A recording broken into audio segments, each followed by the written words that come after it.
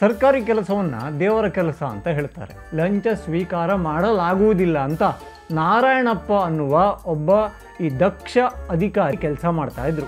ನಿಮ್ಮಂಥವ್ರು ಬರಬೇಕು ಅಂದ್ಕೊಂಡು ಬೆಂಗಳೂರಿಗೆ ಈ ಕಂದಾಯ ಇಲಾಖೆಗೆ ಅವರನ್ನು ವರ್ಗಾವಣೆ ಮಾಡಲಾಯಿತು. ಅಕ್ಟೋಬರಲ್ಲಿ ಕಂದಾಯ ಇಲಾಖೆಗೆ ಬಂದರೂ ಕೂಡ ಯಾವುದೇ ಕೆಲಸ ಕೂಡ ಯಾವುದೇ ಹುದ್ದೆ ಕೂಡ ಅಲಾಟ್ ಆಗಿಲ್ಲ. ಬೆತ್ತಲೆ ರಾಜ್ಯದಲ್ಲಿ ಬಟ್ಟೆ ಹಾಕೊಂಡವನಿಗೆ ಕಿಮ್ಮತ್ತಿಲ್ಲ. ಹೇಳಿ ಕೇಳಿ ಕಾಂಗ್ರೆಸ್ ಸರ್ಕಾರ ರೀ ಹಗರಣಗಳು ಭ್ರಷ್ಟಾಚಾರಗಳು ಅವ್ರದ್ದೊಂಥರ ಹೂಮಾಲೆ ಇದ್ದಂಗೆ. ವಾಲ್ಮೀಕಿ ನಿಗಮ ಹಗರಣ ಅಂತ ಅಲ್ಲಿ ಅಧಿಕಾರಿದು ತಲೆದಂಡ ಆಯಿತು, ಸಚಿವಂದು ತಲೆದಂಡ ಆಯಿತು. ಅದಾದಮೇಲೆ ಅವರಿಗೆ 14 ಸೈಟಿನ ಕಳ್ಳ ಅನ್ನೋ ಆರೋಪವು ಬಂತು.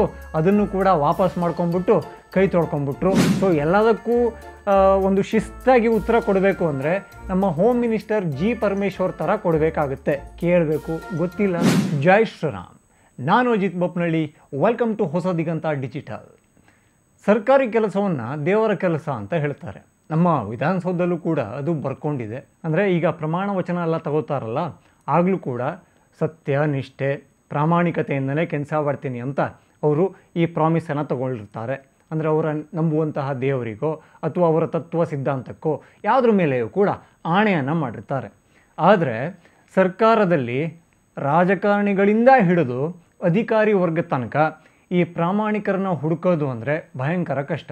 ಮರುಭೂಮಿಯಲ್ಲಿ ಮಿರಿಂಡಾ ಅಂಗಡಿ ಎಲ್ಲಿದೆ ಅಂತ ಹುಡುಕದಷ್ಟೇ ತುಂಬ ಕಷ್ಟವಾದ ಕೆಲಸವಾಗಿದೆ. ಆದರೆ ಈ ಅಪರೂಪದಲ್ಲಿ ಅಪರೂಪ ಅನ್ನೋ ಹಾಗೆ ಚಿಂತಾಮಣಿಯಲ್ಲಿ ಒಬ್ಬರು ಇದ್ದರು. ಅವರು ಪಾಪ ಅಲ್ಲೊಂದು ಇಲಾಖೆಯಲ್ಲಿ ಸಬ್ ರಿಜಿಸ್ಟರ್ ಇಲಾಖೆಯಲ್ಲಿ ಇದ್ದವರು. ಅವರು ಏನಂತ ಹಾಕ್ಕೊಂಡಿದ್ರು, ನಾನಿಲ್ಲಿ ಲಂಚವನ್ನು ತಗೊಳ್ಳೋದಿಲ್ಲ, ಲಂಚ ಸ್ವೀಕಾರ ಮಾಡಲಾಗುವುದಿಲ್ಲ ಅಂತ ನಾರಾಯಣಪ್ಪ ಅನ್ನುವ ಒಬ್ಬ ಈ ದಕ್ಷ ಒಬ್ಬ ಅಧಿಕಾರಿ ಅಲ್ಲಿ ಕೆಲಸ ಮಾಡ್ತಾಯಿದ್ರು. ಅವ್ರನ್ನ ನೋಡಿ ಅದೆಷ್ಟು ಜನರದ್ದು ದೃಷ್ಟಿ ಬಿದ್ದಿತ್ತೋ ಏನೋ. ಯಾಕೆಂದರೆ ಬಾಕಿಯವರು ಹಾಕ್ಕೊಳ್ಳೋಕ್ಕೆ ಆಗಲ್ವಲ್ಲ, ಅವ್ರ ಥರ ಫಾಲೋ ಮಾಡೋಕ್ಕೂ ತುಂಬ ಕಷ್ಟ ಆಗುತ್ತಲ್ಲ. ಪಾಪ ಎಷ್ಟೆಷ್ಟು ಲಂಚಗಳನ್ನು ಕೊಟ್ಟು ಯಾವ್ಯಾವ ಎಕ್ಸಾಮಿಂದ ಎಲ್ಲೆಲ್ಲಿ ಪೋಸ್ಟಿಂಗ್ ಹಾಕಿಸ್ಕೊಂಡು ಬಂದಿರೋರ್ದು ಸಾವಿರಾರು ಕಥೆಗಳಿರ್ತವೆ. ಅಂಥವ್ರ ಮಧ್ಯ ನಾರಾಯಣಪ್ಪನವರು ನಾವು ಲಂಚ ತಗೊಳ್ಳೋದಿಲ್ಲ ಅಂತ ಓಪನ್ ಆಗಿ ಬೋರ್ಡ್ ಹಾಕೊಂಡು ಕೆಲಸ ಮಾಡ್ತವ್ರಲ್ಲ, ಆಗೆಲ್ಲ ಕಷ್ಟ ಆಗುತ್ತೆ. ಚಿಂತಾಮಣಿಯಲ್ಲಿ ಚಿಂತೆಯೇ ಇಲ್ಲದ ಹಾಗೆ ಕೆಲಸ ಮಾಡ್ಕೊಂಡಿದ್ದ ನಾರಾಯಣಪ್ಪರನ್ನು ನೋಡಿ ತುಂಬ ಖುಷಿಯಾಗ್ಬಿಡ್ತು ನಮ್ಮ ಘನ ಕಾಂಗ್ರೆಸ್ ಸರ್ಕಾರಕ್ಕೆ. ಹಾಗಾಗಿ ನೀವು ಚಿಂತಾಮಣಿಯಂತಹ ಜಾಗದಲ್ಲಿ ಬರಬೇಕು, ನಿಮ್ಮಂಥವ್ರು ಬರಬೇಕು ಅಂದ್ಕೊಂಡು ಬೆಂಗಳೂರಿಗೆ ಈ ಕಂದಾಯ ಇಲಾಖೆಗೆ ಅವರನ್ನು ವರ್ಗಾವಣೆ ಮಾಡಲಾಯಿತು. ಅಲ್ಲಿಂದ ಒಳ್ಳೆ ಬೀಳ್ಕೊಡುಗೆ ಕೂಡ ಸಿಕ್ತು. ಆದರೆ ವರ್ಗಾವಣೆ ಆಗಿದ್ದು ಯಾವಾಗ ಗೊತ್ತಾ? ಅಕ್ಟೋಬರ್ ತಿಂಗಳಲ್ಲಿ. ಅದೇ ಗಾಂಧೀಜಿ ತಾತಂದು ಬರ್ತ್ಡೇದು ಪಾರ್ಟಿ ಇತ್ತಲ್ಲ, ಆ ಬರ್ತ್ಡೇ ಪಾರ್ಟಿ ಆಸ್ಪಾಸಲ್ಲಿ ನಾರಾಯಣಪ್ಪನವರ ಅಂದರೆ ಪ್ರಾಮಾಣಿಕತೆಗೆ ಇನ್ನೊಂದು ಹೆಸರು, ನಾನು ಲಂಚವನ್ನು ತಗೊಳ್ಳೋದೇ ಇಲ್ಲ ಅಂತ ಬೋರ್ಡನ್ನು ಹಾಕ್ಕೊಂಡು ಸರ್ಕಾರದ ಅವರ ಆಫೀಸಲ್ಲಿ ಸರ್ಕಾರಿ ಆಫೀಸಲ್ಲಿ ಕೆಲಸ ಮಾಡ್ತಾ ಇದ್ದ ಸರ್ಕಾರಿ ಅಧಿಕಾರಿಯನ್ನು ಚಿಂತಾಮಣಿಯಿಂದ ರಾಜ್ಯ ರಾಜಧಾನಿ ಬೆಂಗಳೂರಿಗೆ ವರ್ಗಾವಣೆ ಮಾಡಲಾಯಿತು. ತುಂಬ ಖುಷಿಪಟ್ಟರು ಅವರು. ನನ್ನ ಪ್ರಾಮಾಣಿಕತೆಯನ್ನು ಸರ್ಕಾರ ಗಮನಿಸಿದೆ, ಹಾಗಾಗಿ ಉನ್ನತ ಹುದ್ದೆಯನ್ನು ಕಂದಾಯ ಇಲಾಖೆಯಲ್ಲಿ ಕೊಡ್ಬೋದು.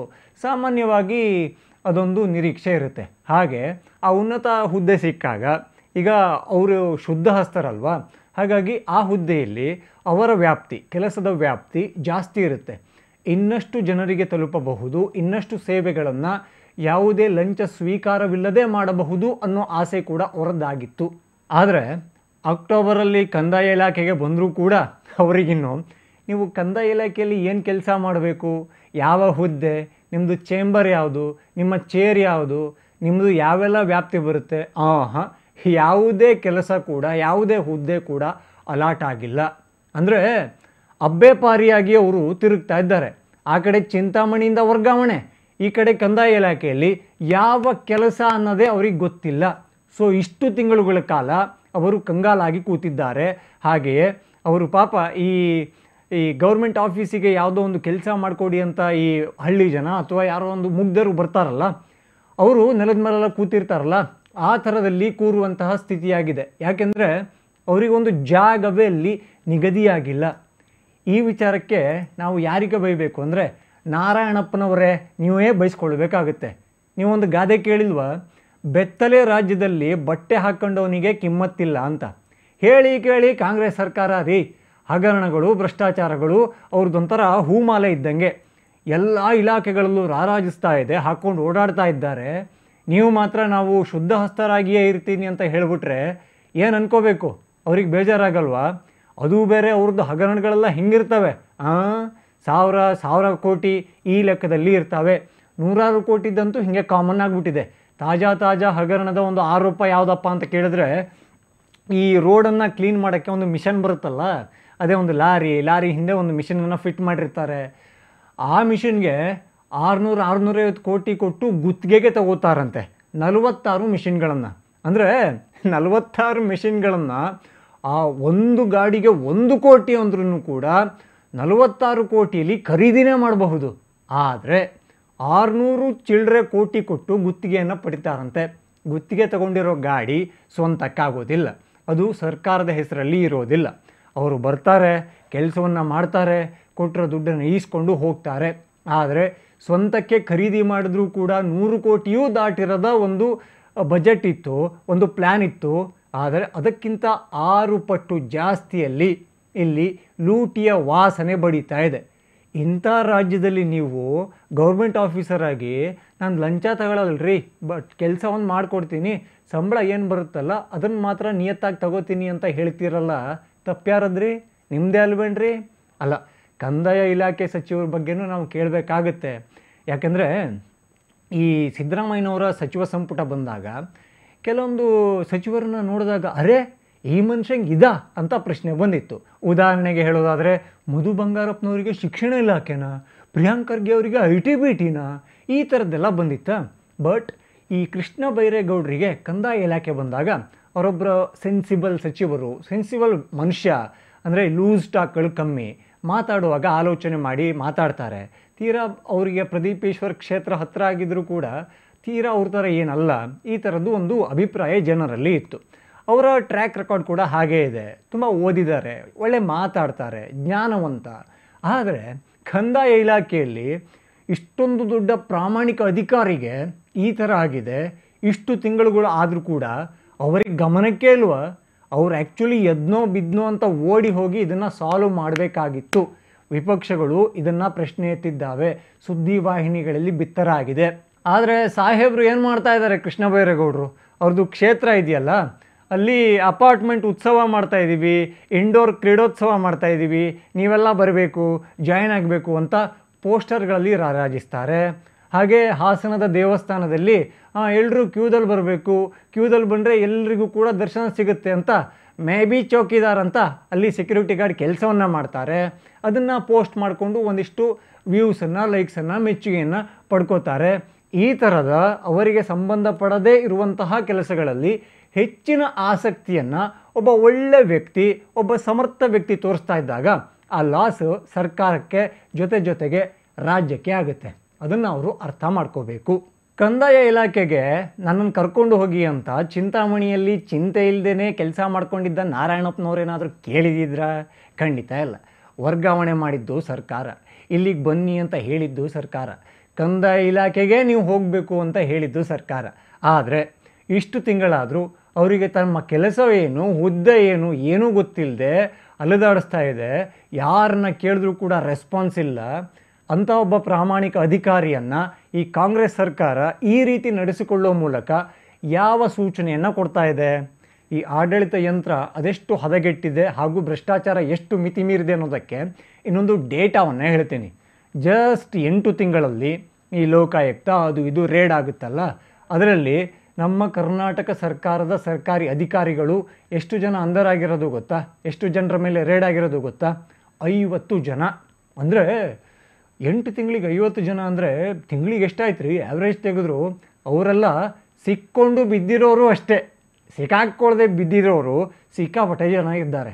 ಪಾಪ ಅವರೆಲ್ಲ ಈ ಫ್ರೆಂಡ್ಸ್ ಅಂತ ಹೇಳ್ತಾರಲ್ಲ, ವೃತ್ತಿ ಸ್ನೇಹಿತರು, ಅಂದರೆ ಕಳ್ಳತನ ಮಾಡೋದ್ರಲ್ಲಿ, ಲೂಟಿ ಮಾಡೋದ್ರಲ್ಲಿ, ಅವರನ್ನು ಈ ಸಿಕ್ಕಾಕೊಳ್ಳದೆ ಅವರನ್ನು ದೂರಿಂದ ನೋಡಿ ನಾನಂತೂ ಸಿಕ್ಕಾಕೊಂಡಿದ್ದೀನಿ ಬ್ರೋ ಅಂತ ಎಷ್ಟು ಬೇಜಾರಾಗಿರ್ತಾರೋ ಏನೋ. ಸೊ ನಮ್ಮ ಸರ್ಕಾರ ಭ್ರಷ್ಟಾಚಾರಿಗಳನ್ನು ಪೋಷಣೆ ಮಾಡ್ತಾ ಇದೆಯಾ? ಖಂಡಿತ ಇದೊಂದು ಡೌಟ್ ಬರುತ್ತೆ. ಅಲ್ಲ, ಈ ಸರ್ಕಾರಿ ಅಧಿಕಾರಿಗಳನ್ನು ಬಿಟ್ಟಾಕಿ ನಮ್ಮ ಈ ರಾಜಕಾರಣಿಗಳನ್ನು ತಗೋಬೋದಲ್ಲ. ಈ ಗ್ಯಾರಂಟಿ ಘೋಷಣೆ ಮಾಡಿ ಎಷ್ಟು ದಿವಸನೂ ಆಗಿರಲಿಲ್ಲ, ಬಂದೇ ಬಿಡ್ತು ವಾಲ್ಮೀಕಿ ನಿಗಮ ಹಗರಣ ಅಂತ. ಅಲ್ಲಿ ಅಧಿಕಾರಿದು ತಲೆದಂಡ ಆಯಿತು, ಸಚಿವಂದು ತಲೆದಂಡ ಆಯಿತು. ಬಟ್ ಆ ನಿಗಮಕ್ಕೆ ಎಲ್ಲಿಂದ ದುಡ್ಡು ಹೋಯ್ತಲ್ಲ, ಆ ದುಡ್ಡಿನ ಒಂದು ಯಾರ ಹಿಡಿತಾ ಇದೆಯಲ್ಲ ಆಯಪ್ಪ ಮಾತ್ರ ಇಬ್ಬರನ್ನ ಬಲಿಕುರಿ ಮಾಡಿ ಸೇಫ್ ಆಗ್ಬಿಟ್ರು. ಅದಾದಮೇಲೆ ಅವರಿಗೆ 14 ಸೈಟಿನ ಕಳ್ಳ ಅನ್ನೋ ಆರೋಪವು ಬಂತು. ಅದನ್ನು ಕೂಡ ವಾಪಸ್ ಮಾಡ್ಕೊಂಬಿಟ್ಟು ಕೈ ತೊಳ್ಕೊಂಬಿಟ್ರು. ಅದು ಮುಗಿಯಿತೋ ಅಥವಾ ಇನ್ನೂ ಚಾಲ್ತಿಯಲ್ಲಿದೆಯೋ ಯಾವುದು ಕೂಡ ಸೌಂಡಲ್ಲಿ ಇಲ್ಲ. ಇನ್ನು ನೇಮಕಾತಿಗಳ ವಿಚಾರಕ್ಕೆ ಅಯ್ಯಯ್ಯೋ ಅಷ್ಟು ಕೇಳ್ತಾವ್ರೆ, ಅಯ್ಯಯ್ಯೋ ಇಷ್ಟು ಕೇಳ್ತಾವ್ರೆ ಅಂತ ಎಷ್ಟು ಜನ ಬೊಬ್ಬೆ ಹಾಕಿಲ್ಲ. ಅದನ್ಯಾರು ಕೂಡ ಪ್ರಶ್ನೆ ಮಾಡೋಕ್ಕಾಗೋದಿಲ್ವಾ? ಪ್ರಶ್ನೆ ಮಾಡಿದರೂ ಕೂಡ ಪ್ರಯೋಜನ ಇಲ್ಲ. ಅದರ ಜೊತೆಗೆ ಲಾಸ್ಟ್ ಟೈಮ್ BJP ಇದ್ದಾಗ ಈ ಗುತ್ತಿಗೆದಾರರ ಸಂಘ 40% ಕಮಿಷನ್ ಪಡೀತಾರೆ ಅಂತ ಆರೋಪವನ್ನು ಮಾಡಿತ್ತು. ಈಗ ಅದೇ ಗುತ್ತಿಗೆದಾರರ ಸಂಘ 40% ಇದ್ದ ಈ ಕಮಿಷನ್ನು 60%ಗೆ ಹೋಗಿದೆ.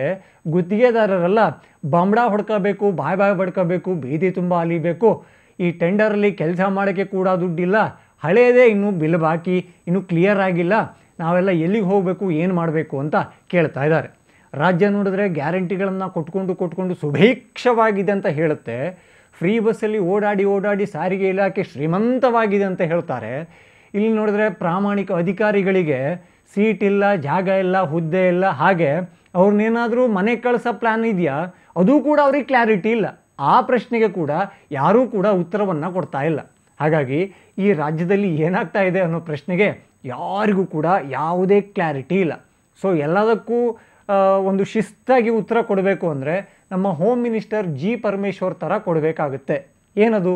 ಗೊತ್ತಿಲ್ಲ ಸಾರ್, ಗೊತ್ತಿಲ್ಲ, ಕೇಳಬೇಕು, ಗೊತ್ತಿಲ್ಲ, ವಿಚಾರಿಸ್ಬೇಕು, ಗೊತ್ತಿಲ್ಲ, ಮಾತಾಡ್ತೀನಿ, ಗೊತ್ತಿಲ್ಲ, ನಾನು ಕೇಳಿಬಿಟ್ಟು ಹೇಳ್ತೀನಿ. ಫೈನಲಿ ನಮಗೇನೂ ಗೊತ್ತಿಲ್ಲ. ರಾಜ್ಯ ತುಂಬ ಚೆನ್ನಾಗಿ ನಡ್ಕೊಂಡು ಹೋಗ್ತಾ ಇದೆಯಾ? ಗೊತ್ತಿಲ್ಲ. ಪ್ರಾಮಾಣಿಕರಿಗೆ ಇಲ್ಲಿ ಉಳಿಗಾಲ ಇದೆಯಾ? ಗೊತ್ತಿಲ್ಲ. ಭ್ರಷ್ಟಾಚಾರಿಗಳಿಗೆಲ್ಲರಿಗೂ ಕೂಡ ಇಲ್ಲಿ ಶಿಕ್ಷೆ ಆಗುತ್ತಾ? ಗೊತ್ತಿಲ್ಲ. ಎಲ್ಲದಕ್ಕೂ ಒಂದೇ ಉತ್ತರ, ಗೊತ್ತಿಲ್ಲ. ಇನ್ನೂ ಯಾರೆಲ್ಲ ಹೊಸದಿಗಂತ ಡಿಜಿಟಲ್ ಚಾನಲನ್ನು ಸಬ್ಸ್ಕ್ರೈಬ್ ಆಗಿಲ್ವೋ ಈ ಕೂಡಲೇ ಆಗಿ. ಹಾಗೆ ಎಲ್ಲ ವಿಡಿಯೋಗಳಿಗಾಗಿ ಬೆಲ್ ಐಕಾನ್ ಒತ್ತಿ. ಜೈ ಶ್ರೀರಾಮ್.